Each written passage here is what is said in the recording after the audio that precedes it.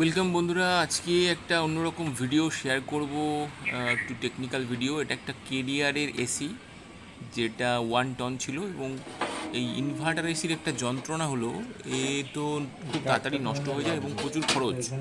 এই আজকে যেটা দেখছো তোমরা, এখানে কি হয়েছে, ইনভার্টার এসিটার যে উপরে ইউনিটটা রয়েছে, এক্সটার্নাল ইউনিটটা, তার যে সার্কিট বোর্ড, মাদার বোর্ডটা নষ্ট হয়ে গেছে।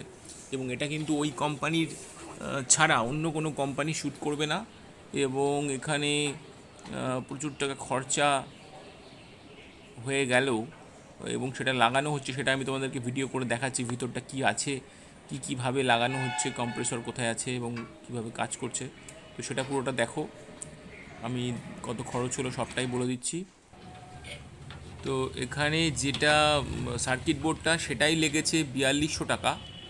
এবং ওরা যেহেতু এনে দিয়েছে, এটা 4500 টাকা নিয়েছে। এবং তার সঙ্গে এর যে চার্জ, অর্থাৎ ওই যে লোকটাকে ডাকা হয়েছিল, সে 1500 টাকা বিল করেছে। তো এখানে দেখো 4500 টাকা এবং 1500 টাকা ওর চার্জ। তো এটা কিন্তু চলে গেছে আমাদের 6000 টাকা অলরেডি। এবং এটা কিন্তু বেশ খরচ সাপেক্ষ, তাই যাদেরকে বলবো ইনভার্টার এসি না কিনে নর্মাল এসি কেনার জন্য, যাতে খরচাটা কম হয়।